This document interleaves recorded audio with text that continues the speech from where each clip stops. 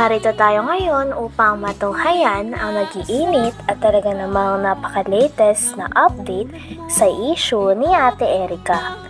Sa pagpapatuloy ng ating istorya ay nandun pa rin si Kalingap Val Santos Matubang sa dating bahay nila Ate Erica, kung saan nandun din ang lolo ni Ate Erica na si Lolo Miguel at ang tita nito na nag-video patungkol sa issue nila.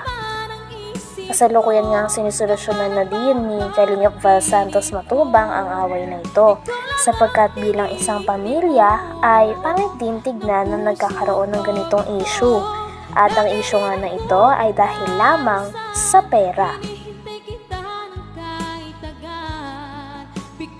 Yung anak mo na nanay nila. Tapos may pinakasama. May pinakasama siya? Binata man. May asawa din po, kaya lang wala may asawa patay. Okay. Sumalo. Ilan taon na yung nanay na Erica? Ilan taon na po yun? Nanay nila? Ako na po yun. 40 na yata, no? Bata pa. Hindi na. 43 siya, kung 44. Bata pa yung anak mo. Nagin mo yan sila? Ayan po dyan.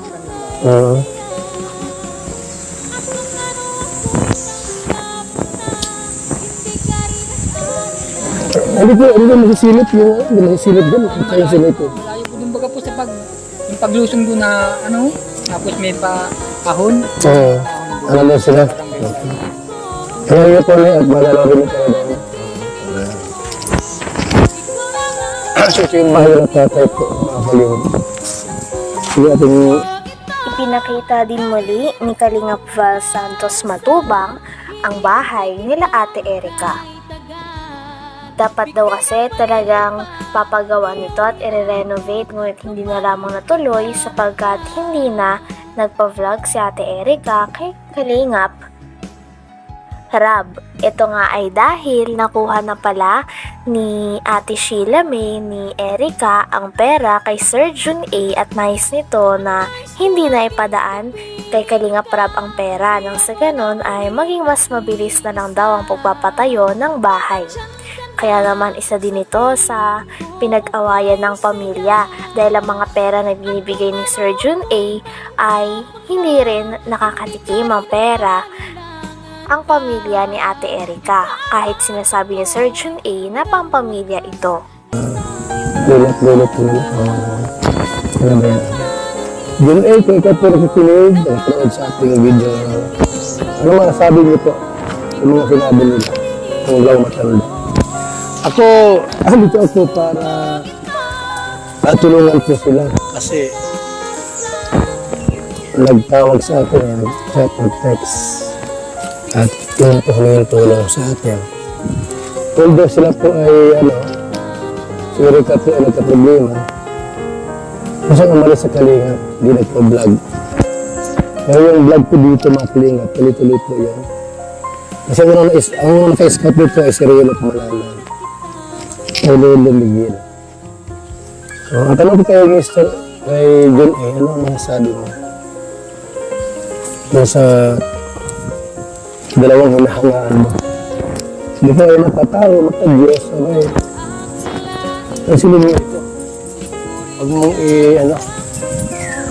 huwag mong... Ayon pa sa pamilya ni Ate Erica ay para sa kanila daw, ang isang pamilya ay nagdadamihan daw at magkasama sa hirap at ginhawa. Ngunit nabaliktad na nga at hindi na ganito ang nangyayari dahil simula daw nagkaroon na ng pera at nahawakan na ni Ate Erica at ng kanyang ate ang pera na pinadala ni Sir Jun A ay nagbago na daw ang ugali ng mga ito. Na hindi na nga daw nila binibisita ang mga tao na nag-aruga, nagpalaki at talaga namang nagpaaral sa kanila simula nung bata pa sila. Hindi na rin daw hangad ni Lolo Miguel na magkaayos pa sila. Ang gusto na lamang nila ay sana manahimik na ang mga tao kakabato ng mga maling impormasyon at paninira sa kanilang pamilya dahil ayaw ni Lolo Miguel na nilalapastangan siya. Na-scout ito ng Kalingap partners natin. Pero divert kay Erica yung tulong po kasi naging Kalingap Angel po yun. Eh, yung nga problema, binabag yung Kalingap Rab. Umayaw po. Yung pala po ay nagapang na. No? Meron na silang usapan nila sila mo. At binawi po yung pera ng 1 milyon na ibinigay kay Kalingap Rab para pagawa ng bahay, pinailit mo. Mga kaibigan.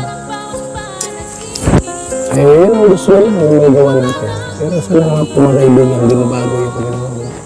Sa tingin doon sa lulot-lulot nila.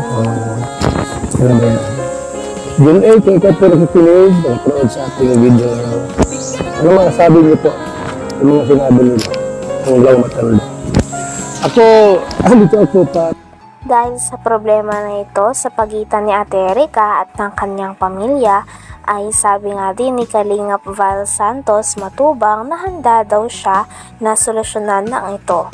Kaya naman tinatanong niya at patuloy niyang ini-interview ang pamilya ni Ate Erica nang sa ganon ay malaman niya pati na rin ng mga tao ang tunay na side o ang hinaing ng pamilya ni Ate Erica sa kanya. Hangad pa din naman ni Kalingap Val Santos Matubang na maayos daw ang away na ito sa pagitan ni Ate Erica at ng kanyang pamilya. Dahil kahit anong mangyari ay hindi maalis ang katotohanan na lahat sila ay isang pamilya at magkakadugo lamang.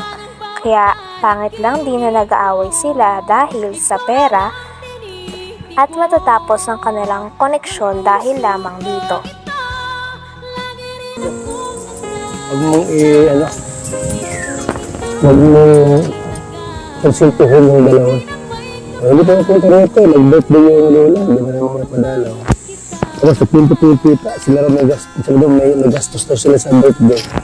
Yung pala totoo na nagbigay na may birthday dito. Ano po? So,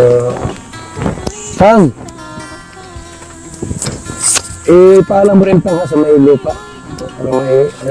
I-repair ko yung bahay ninyo, ano? Tapos ayusin natin yung problema. Sana, tay, at malamang madala ko yung nag-isip ni Erica dito. Sila mo. Yan po sa akin. Magtampo ka na? Inirest ko na po sa aking memorya. Magtampo ka na sa kanila? Yan po na po yun. Kung sakaling bumalik, kung may tawad, tanggapin mo? Kahit na po. Yan na talaga. Masagit na ako sa loob, ano? Simple po sa ginawa lang yan. Kahit pag ikaw nga, Ikinwento pa ni Lolo Miguel kay Kalingap Val Santos Matubang na talagang simula daw pagkabata ay nandun na si Ate Erica at ang kanyang ate sa poder ng lolo at lola nila. Ito na nga ang nagpalaki at nagpaaral at talaga namang kumukop sa kanila ng kanyang ate. Kaya naman masama rin sa loob ng lolo ni Ate Erica na masabihan sila ng mga masasamang salita. Dahil ayaw niya rin na nilalapastangan siya at sa tingin niya ay wala daw utang na loob si Ate Erica at ang kanyang ate. tanggal. Ngayon, wala na. Wala na. Hindi ko hinihiwalay sa aming mag-asawa yan. Dalawang yan. Maliit pa, nasa kompa po kami sa Labo, sa Malasugi. Ngayon kasama sila. Maliit pa po yun. Palit pa lang. Eh ngayon, nag-ibang ugali. Nasa ba kayo mag-ilaw yan, yung tatay niya? Ay, nakasidente po, taga Mindanao yun, taga Namatay na. Agusan del Sur. Patay na. So ikaw na nagpalaki. Kami yan pala. Ilang taon yung namatay yung tatay nila? Ilang taon sila Erica? Sige namin. Siguro, mga grade 6 po yan. Ang mga bata po. Wala sila magkakapatid. Dalawa na sila. Dalawa lang po yan. Kaya nag-aalagaan namin, tuwa-tuwa nga ako, unang apo ko sa babae. Mahal ko. Eh, paglaki, nagkasungay. Wala na aking mga bata ko. Nilimot na yung nilakihan nila. Oo. Kung saan ang galing? Hindi ko manuwaan kung sangkal, mga ugali ng pagkagaling. Hanggang dito na lamang muna ang ating napakainit, nagtitrending at talaga namang mas nakakaintriga na issue ni Ate Erica. Maraming salamat sa inyong panonood. Hanggang sa muli. Bye!